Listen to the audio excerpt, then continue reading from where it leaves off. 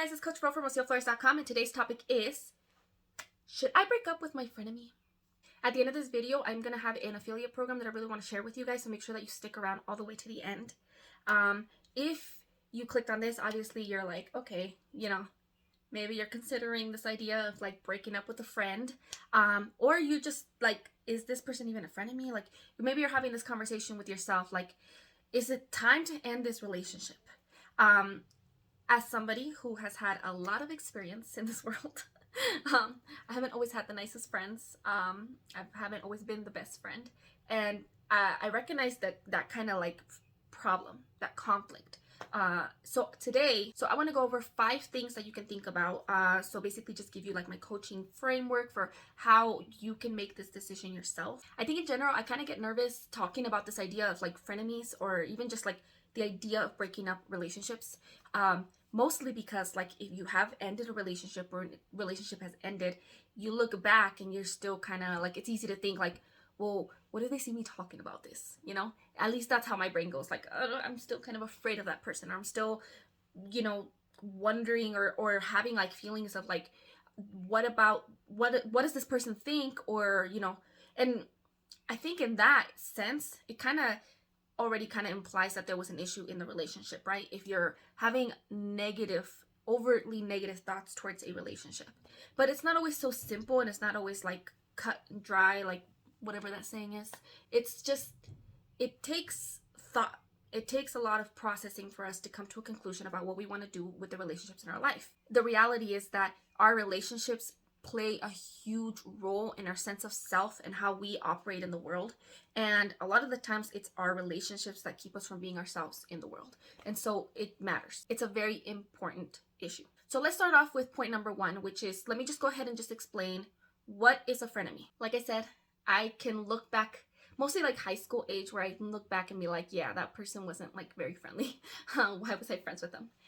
In short, a frenemy is just a friend. It's a person that you hang out with. It's a person that you, in any way, shape, or form, you would consider a friend, except for the fact that there's some sort of like contempt there. Like there's something going on there where like you're not like friends. Like you play the role of friends without feeling the actual benefits of friendship. I would say there's a spectrum to this kind of concept because, I remember watching like Lizzie McGuire, right? And when I was a kid, and obviously I think the way that they mentioned it on that TV show, I remember they showed like Kate and Lizzie being like frenemies, so like they were more like enemies than friends. So just to start off, what is a frenemy? Obviously, if you break down the word, frenemy is a friend who's also an enemy. So there's sort of a spectrum here where like some people are more friends, but then there's still that sort of like there that kind of makes them not really a friend, and then there's on the other end where it's somebody who's like an enemy, but you kind of like each other, or kind of hang out with each other, or kind of spend time with each other. So you're not like outright enemies. And I think it can get a little confusing here because in either case, there's a relationship. It's 2 people and they are in a relationship in one way or another, right? We have healthy relationships, we have unhealthy relationships. We have relationships with people we don't want to be in relationships with, and then we have relationships with people that we really care about and really want to continue. And so there is a spectrum here where like you may not want to be in a relationship with someone, and so that's what you consider like a frenemy. On the other end, you may just be friends with somebody, but you're recognizing that there's issues there, and you're kind of wondering like, is this a real friend? Like, is this actually a friendship? Like I said, I've had my share. I laugh about it now, but it's not funny. I remember, in high school having friends that I wasn't like fully comfortable with, I guess, in the sense of that was just what I was used to. It wasn't like I didn't have any recognition in my mind like this isn't okay, or this is unhealthy, or why am I like friends with this person? Why am I spending time with them? I just thought that's normal. I'm spending time with them. Like I didn't have any kind of sense of like ownership or any kind of, I guess, autonomy to make decisions about my friendships. I was the kid who moved a lot. I moved over 40 times, I think, up until college age. So I was constantly the new kid. sometimes coming back to the same school, but you know, people move on, so then you're not friends with the same people. Or, and I remember even when I was fairly stable, which was high school, all 4 years I went to the same school, but I had so many different friend groups. Like I went from one group to another group to another group. Definitely not something that I blame on the other people. I myself was not a very healthy person, or a very stable person, but in general, I think it was pretty normal. It was, at least in my head, presented as normal. It was something that common, that everybody does. You know, people have friends and then they have drama and then they have breakups and then they move with these people and now they hang out with these people, or suddenly you don't talk to these people. I mean, it just happens, right? Especially when you're a teenager or when you're young. And that was very normal to me. I look back and I recognize, like, you know, these people were mean to me. They said things that weren't nice, or they didn't support me, or they weren't friends in the sense that I would consider somebody a friend today. But then it's even more complicated as we get older. I remember, like, now being in relationships with people, often family or coworkers or people that you don't technically think of as a friend. You think of them as like just, you know, somebody who's in your life, and it's not like a choice. And having those same kind of feelings of like, this isn't okay for them to say this to me, or why are they talking to me like that, or this isn't like, you know, but feeling that sense of like, well, there's nothing you can do about it because they're a family member, there's somebody in your life, you can't do anything about that, right? So I want to break down the fact that, you know, I think we use terms to describe our relationships, and so we'll use the word friend for people that we like being in relationship with.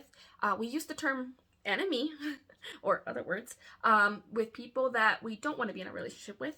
But then we use terms like family, coworker, peer, fellow churchgoer, fellow community person, roommate, like words that almost, they define the situation, but they kind of help you escape the concept of relationship. At the end of the day, you are relating to them. You know, often people will be like, relationships only like romantic. That's how they think of it.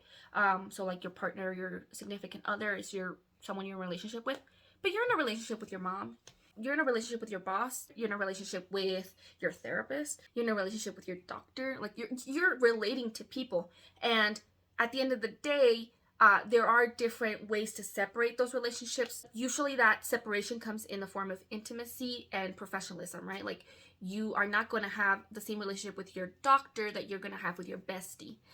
You're not going to expect your therapist to have the same relationship with you as they would have with their family members. So because we're learning how to have these relationships that are healthy, and like, should we, like, what is okay, what is not okay in a relationship, I think that's where friendships cause the most like confusion, because typically in order to be friends with somebody, there's a few core components to friendships that I think separate them from other relationships. For example, a friendship is one that you choose whether or not you're in a relationship with somebody in a friend level.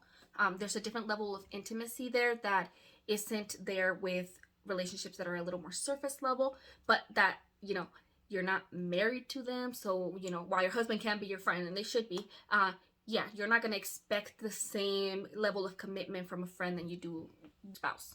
Then there's also the issue of power. Whereas when there's a power imbalance in a relationship, you can be friendly with somebody, but that doesn't make them your friend because of that inherent power imbalance. And that would be like anybody who's in a authority, or if, you know, they're in submission to you, like you're their boss, or those kind of things. Now, that's not to say that in the reality of life, there isn't a big mixture in those kind of, in all of these categories. You'll often hear of people who become friends with their boss, or you'll become friends with your mentor, etc. But that affects this concept of frenemies, because often the people who we have to be friendly with kind of fall into those other spectrums, and so then it could be very difficult for you to dislike a person who you have to be around. And so then you become friends where deep down you know that if there wasn't that sense of permanency in the relationship, or at least that stability that's because of the role you're playing, you maybe wouldn't be friends with that person.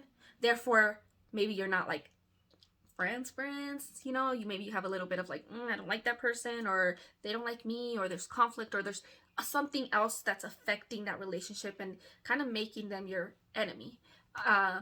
So then, but you have to be nice, so, or but you're kind of stuck in that role, so then they're your friend. So the concept of frenemies, while it seems very simple, can also kind of be very complicated. And so I'm going to go into 4 other things that we can consider here, but I think just recognizing the fact that this isn't a really simple conversation may help you, so that when you're looking at your relationship, you might realize, oh, I think that's what's happening here, where you may have not used that term. So the second point I want to make is actually 2 questions. So I want to ask you, what makes them your friend, and what makes that person an enemy? So I want to give a disclaimer with the first question, because I'm going to ask you a few questions. I'm gonna have you list out some stuff, and I want to make sure that I'm making it clear that just because you're listing out these things doesn't mean that these are the things that you make your decision on. What are the redeeming qualities? How long has this relationship existed? What are the bonds that exist in this relationship? How are you and this person tied together in life? What are your emotions towards this person? Do you love this person? Now, I ask you this question because there's a reason that there's obviously a reason that you consider this person in some way, shape, or form a friend. In the past, I've had friends who I really enjoyed. Like, they were just fun, and they were in I honestly think of them as like they were good people, and they were fun people to be around, and they were there for me, or you know, we spent time together, we had fun, we did stuff together. And it obviously, if you have any kind of inkling towards seeing that person as a friend, there's good things to them. And I think that in our negative end, so sometimes when we're looking at like what frustrates us about that person, we can kind of start to only feel the negativity, right? And so you might start seeing them as like, ugh, they're so annoying, they talk a lot, they gossip a lot, they do all these horrible things, or there are all these qualities that are negative, and so you stop seeing the positive. And so before you're making this decision, I was like, why do I want to, like, do I want to be in a relationship with this person? Do I want to keep them in my life? I think it's okay to kind of let yourself feel the feelings you have for them that are positive, because a lot of the times that's why we're still friends with that person, right? Like, you have to recognize, like, you may genuinely love this person and you've been friends with them for 20 years, or you know, there's your lives are entangled together, and those are very real reasons for why somebody might choose to stay in a relationship, or why somebody might choose to be friends with somebody, and why they can't or feel like they can't back away from that kind of relationship. And I totally get that. I've had friendships that I know, at least in my heart, it felt like I didn't want to give them up. I didn't want to not be friends with that person. I didn't want to not have them in my life. And that's okay to recognize. Again, to make it very clear, I'm not saying that just look at those qualities and then ignore anything else and like make your decision based on those things, because I think it's those really positive points in the argument are sometimes what we use to stay in relationships. And so we'll gaslight ourselves. Sometimes these traits are very public in that other person, and so other people will be telling us, but like, why would you want to not be friends with that person? They're so great. And so you don't want to use those traits as a way to kind of force yourself to stay in a relationship where you're not happy. But it is okay to recognize them. I think it's important for you to be able to look at those redeeming qualities and be like, I do like this in this person. Like, I like their ambition. I like how fun they are. I like how smart they are. They're really funny. Like, it's okay to recognize the good, especially as you flip the coin and recognize what's not good. When it comes to you thinking of them as the enemy, I think there's 2 levels of thought here. One side is, you know, what your current awareness of the situation is. I think this side's a little easier, right? So like, you might be friends with somebody, and they might just be one of those people. You know, we all know those people who you're like, well, I mean, she's better as you get to know her, or like, they're kind of bitchy, or they're mean, or you just recognize that there's really some negative kind of qualities in them. And when I say it's easier, I mean, like, I think it's genuinely easier when you're very aware of what those issues are in the relationship, when you're very, very aware of like, these are the things that are bothering me. On the other end, I would say are the things that you have not processed yet, but that there's some sort of recognition that there's something there. And I think this is where it gets a little more complicated, because sometimes, you know, somebody's great. Like, you've been friends with somebody for a really long time. They've been what you thought was like, maybe they've been a great friend for years. They're a great person. Everything about them on the surface is amazing. But you feel like something's wrong. Like, something feels wrong. You don't feel right around them. You're always not feeling good about yourself because of the time you spend with them. And it's in that like, I don't actually know what it is, that we can kind of force ourselves to kind of shove it down and just not pay attention to it. and stay in relationships longer than we should, or not change relationships in a positive direction because we can't pinpoint what's actually taking place. I think it's important to recognize both of those ends, right? Like recognize what you 100% sure and agree with and know that's an issue, and then the stuff that you're like, this is, I don't know, a gut feeling. Like it's okay to just call it that. Recognize that. Now the third point I want to make is a question for you. Do you know what a healthy relationship is? I ask this because I think that while it's obviously like we're like, oh, we want to have healthy relationships. Who doesn't want to have a healthy relationship, right? I think a lot of us just don't know what a healthy relationship actually is. And so it doesn't, so it can be really hard for you to make decisions about like staying in relationships or starting relationships or ending relationships if you don't know what you're looking for or what you should be looking for. The most common issue I see with people who are struggling in a relationship is that they don't know that they technically don't have to. Oftentimes I think we're kind of taught that relationships just are what they are. And that's kind of how we see it on TV, right? Like we'll see like all these TV shows growing up and that have to do with relationships really only focusing on boy, girl, you know, kiss, feel happy, yay. But in reality, relationships are really complex, and beyond the happily ever after, there's years and years and years of your life, right? And same goes with friendships and any kind of relationship. Like it's usually not just like, oh, I like this person, yay, we're good, right? Like there's life involved. And so in order to actually live life with the person and have a healthy relationship with the person, there's certain like factors that go into whether or not that relationship is good or not. And while this isn't to say that all relationships have to follow like a very specific set of rules or that everyone has to act in a very specific set of way, I think that there are some core components that can help with making relationships in general healthy. These components relate to all sorts of relationships, obviously not just your spouse, but like anyone that you talk to. I think if you want to have a healthy sense of self and you want to walk in a world that you feel good in, you have to know how to relate to people in a healthy way. Relating that back to frenemies, I think that sometimes when we think we have a frenemy, what we really have is just an unhealthy relationship. And that could be because of them, because of yourself, or just in general, neither of you really understanding that like maybe you should be acting differently or doing things differently. And so I think if you just set out to learn what a healthy relationship is, then you're able to recognize, okay, so this is unhealthy and I want to change it. This is healthy, but I still dislike it. So I think when we have a really good base knowledge of what is and isn't healthy, then we're able to kind of take a look at like an entire relationship and recognize like this relationship is bad because of these unhealthy components and not because we're just not good people or we're not able to have a good relationship. Now, if you Google how to have a healthy relationship, you're going to find a ton of stuff and a lot of things that are really, really good. I think something that I recognize online is that we'll get a lot of articles because they get the clicks that just kind of say 7 core components, 4 parts for this other number of things that relate to this topic, right? And so I think that kind of makes it a little bit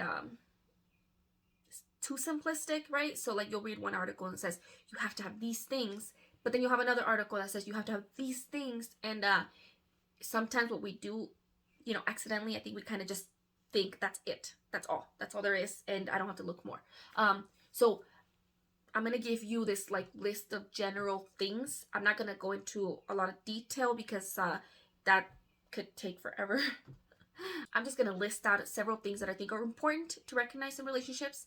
And then from there, maybe you could do your own homework. I'll also link a lot of the stuff that I've already talked about or that I've already shared in the past. So the first one I want to say is communication and comprehension. I think that's obviously for any kind of relationship, you need to know how to communicate properly and how to understand each other properly. And healthy communication is something you learn. It's not something that you're like, oh, we suck at talking, and so then you just think that that's it.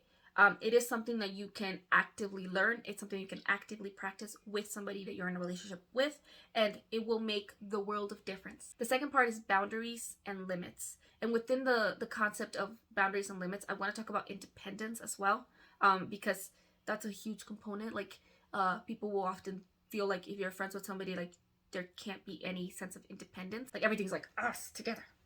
And no, you need to have that sense of like, you are you, I am me, And these are the rules that we've created to allow for you to stay you, me to stay me, but we can come together. And that was cute. Another one for me is conflict resolution and safety. You'll have a lot of articles that talk about safety in general, because yeah, you have to feel safe in a relationship, and we're actually going to go a little bit more into this. But conflict resolution is a big part of how you get to that safety, and it's healthy and normal to have conflict and resolve that conflict. It's not healthy and normal to only have conflict and no resolution. I don't know if that makes sense, but that's a big one. And that, again, that's something you have to learn, and that's something that you develop together as well. The next one I want to kind of generalize is affection. And a lot of people will say respect, support, compromise, and equality. So that's, I would say they all kind of fall into that same kind of concept of like, we kind of have to like each other. Again, I don't want to generalize this too much. I think that you don't have to like somebody a lot in order to treat them with respect and equality, and to compromise and to make those kind of decisions where you're like respecting their inherent humanness and worth. But I do think that regardless, I think any relationship requires those things. But then a friendship requires you kind of enjoying that person and having at least a sense of affection towards them, where you care about them and you want what's good for them. Not having that is like a huge deterrent to any relationship. And while you can kind of get away with not liking somebody but doing all the other stuff where you're just like, well, okay, we'll make life work even if we don't like each other. Like, why are you friends with somebody that you don't like? On that same note, you can like somebody. You can learn to like somebody. And sometimes when the relationship has been unhealthy, there's a lot of reasons why you wouldn't like that person. Like, you haven't built up an appreciation for each other. I think that once you actually put into practice all of these like healthy components, often you start liking the person because you're like, oh, they're not being an asshole anymore. Another component to consider is trust, which is very hard, and I think it's one of the hardest things to learn in any relationship. And it kind of requires you to set up all of those other components, all the while needing to use it in order to set up all those components. So I'm not going to go into trust too much because, again, trust is not a simple one. It's something that takes like, it's not a simple thing to learn. And then the last component that I think matters, but can be one of the hardest ones to talk about, is I'm going to call it mutuality. So basically, shared values, shared interests. I want to be clear that that doesn't mean that you're the same person. They have to have the same interests, or that you have to have the same views on like everything. One of my best friends is somebody who is like, we are so different, like in every way, shape, or form. Like, our entire lives, everything in our lives is very, very different. So it's not about like being like your friends. It's respecting that differentness in your friends, and valuing that differentness in your friends. That requires a sense of open-mindedness towards those differences and valuing that together. So creating a shared sense of values. Like, I value you and what you value me and what I value, and together we respect those values in each other. We keep an open mind, of course. While two people who have different views, interests, experiences, etc. can have a relationship, you can't really have a positive relationship if you don't have like, if you don't value that in them and you see it as a negative thing, and it's gonna create problems. And a lot of times that's why somebody's like not a straight up friend, because you have these inherent conflict that you're not okay with having. So you recognize all of these different components and you take a look at them and you recognize, okay, so what is present in this relationship already and what isn't present in this relationship already, and what role do I play in that, what role do they play in that, and what role do we both play in that. And then I get to my fourth point. The question here is, when is it abuse? When I look back at my life, I definitely could recognize a lot of relationships that weren't like the greatest. There's a pretty big difference between like, I don't know if I like this person a lot, or I'm not really close to this person, or like I'm just hanging out with them because who else do I hang out with, versus relationships where people were like straight up mean. Like I've had friends who were like, I don't know why, they straight up cussed me out. They called me names, they would insult me, they would force me to act in certain ways that I wasn't comfortable with, and I let it happen. And I think that this is where, like, when you're at that point in a relationship where the relationship isn't even healthy, like, there's a really big difference between two people just clashing, or two people not having built up a strong enough bond, and somebody straight up treating you like crap. So this is the part of the video where I'm going to go ahead and plug in my affiliation with Heather Kaliri's 30 Days to Loving Dignity program. Since we're talking about abuse, session 2 of Heather's program is called Name Not Loving. Heather goes into recognizing some of the markers of what an abusive relationship is, and how oftentimes there's a spectrum, and how oftentimes even in what we would consider like a regular relationship, we don't always recognize that there's abuse taking place. When I look back at some of my relationships, sometimes I'm just like, man, like that wasn't okay. Like, especially now that I recognize what is and isn't healthy, I look back and it's painful to like recognize where like some of the things that were taking place in my relationships were straight up not okay. There were things that are considered abuse by most definitions. I think often we think of abuse as like this person's hitting me, and oftentimes, and I gotta be honest with you, like that's how I saw it in my life. If somebody wasn't hitting me, I can't really be upset or blame them for how negative or how bad I feel. But in reality, there's just like an entire spectrum of actions that we can take that hurt people. In the program, Heather uses a really good definition for abuse: a pattern of behavior done by one person to maintain power and control in a relationship. And honestly, I have to say that I look back at a lot of my relationships and it wasn't okay. Like, I look back and I'm like, yeah, doing this was bad.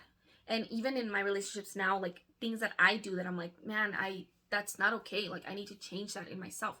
Like, oftentimes we just don't even recognize that these things that are hurting us and hurting the people we love are things that can change and that don't have to be the way that they are. Heather does a really good job of going over her own story of how she found herself on that spectrum. And often in what we should consider like healthy environments like church, we see those exact same things happening, and it's not okay, but it can change. I'm not going to go into too much depth into all of the different components of abuse. I just want to go ahead and just list some. I took most of them from Heather's program, but what I'm also going to do is I'm also going to link a few resources for any of you who are experiencing abuse and who you feel like, I need support, I need to get out of this relationship, whether it's a friendship or any other kind of relationship. I just want to make sure I always plug that in there because I want you to stay safe.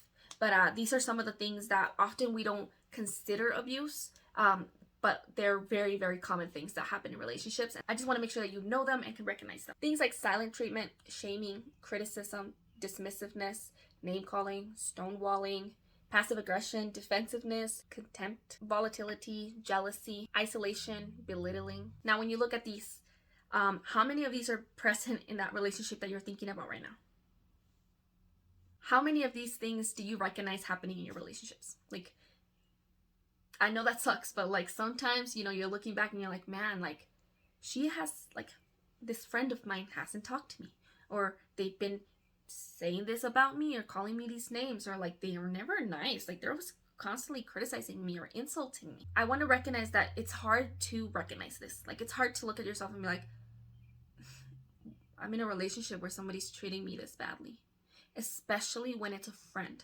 Friendships can be really complicated because in general there's something that we choose, and so to tell yourself like, I'm choosing this is horrible. Like, it's just a horrible feeling. Like, it's like going back to that second point where I asked you, like, what are their redeeming qualities, right? Like, you can like a person and they can be hurting you. Like, how can that be? How can that exist in this world?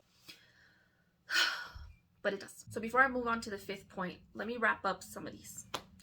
Let's say you're thinking, yep, that person I'm thinking of is most definitely a frenemy.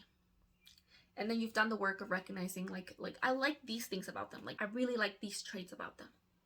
I don't like these things. And I get these ugly feelings when these things happen. And now that I'm recognizing what isn't like healthy, I am understanding and being able to process why those things were bothering me. And some of these things may be falling into the category of abuse, but some of these aren't, right? So then what do? All of this information is just here so that you can kind of look at the situation as a whole and understand how you want to move forward. There's not a clear-cut answer. Obviously, at the end of the day, it's going to be your choice whether you stay in a relationship or not. And like I said, if you need help getting out of a relationship, please seek support. I'm going to have those links listed below. But if it is something where you're just kind of choosing, like, what do I do? Taking all of this information into inventory hopefully can give you a little bit of a stronger ability to make the decision that you have to make. In all reality, maybe you make a decision like, nope, I don't want to be in a relationship with this person anymore. And so it's just a matter of ending the relationship. But some of you might just decide like, I think that what needs to happen here is that I need to do X, Y, and Z in order to affect the relationship. Or I need them to do X, Y, and Z in order for the relationship to continue. And that's okay. Like, it is okay if you make a decision that you're going to stay friends with this person, but you're not going to be okay with continuing to be frenemies.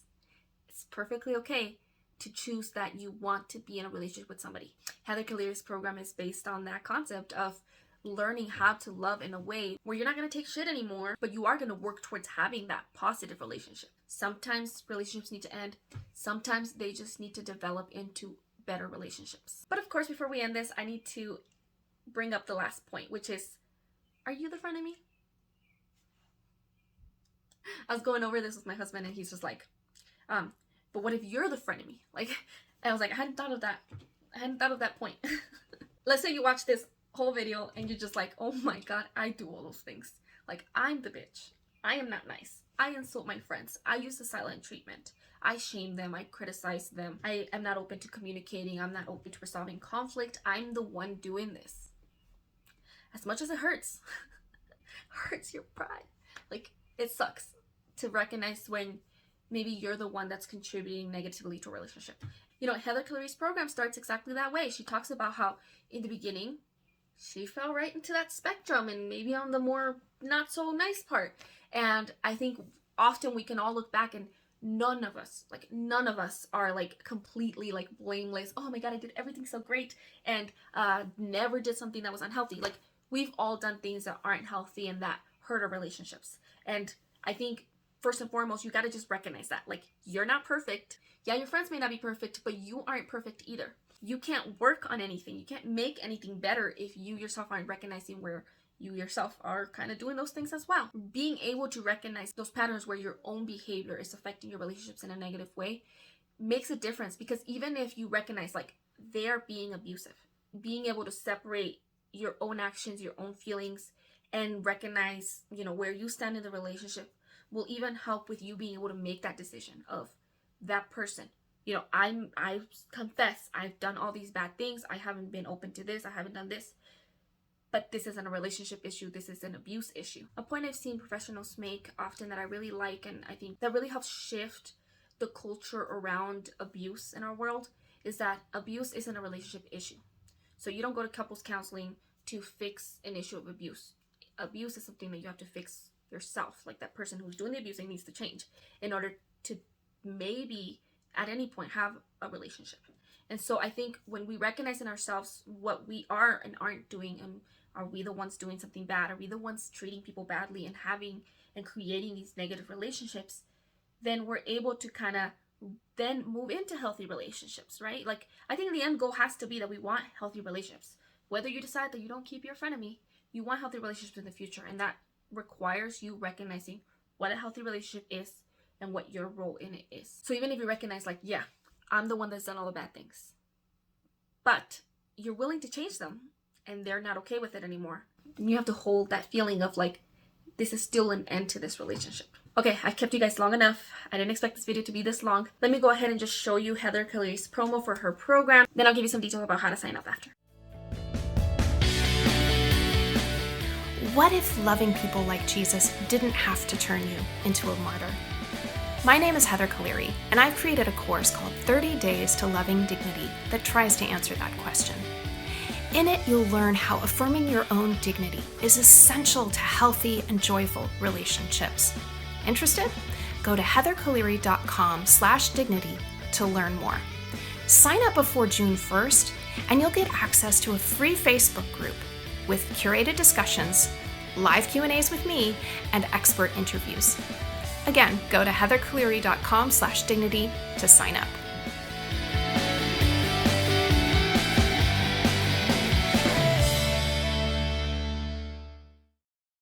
Heather's course opens on June 2nd, but if you sign up prior to June 1st, you'll actually get access to a Facebook group as a free bonus. So make sure that you sign up before that so you get that extra benefit. I am affiliated with this program, meaning that If you want to support me, I would really appreciate it if you use my personal link. That way, you know, I get credit for like taking you there. You want to support my shenanigans online. But also don't worry if you're not able to sign up by June 2nd, the program is going to still be available, and it's still a 30-day course. So whenever you sign up, you just do it for the 30 days after that. You know, hopefully by the summer of 2021, we're all like healthy and happy and the world is back to order and we don't have any frenemies and we have great relationships, you know.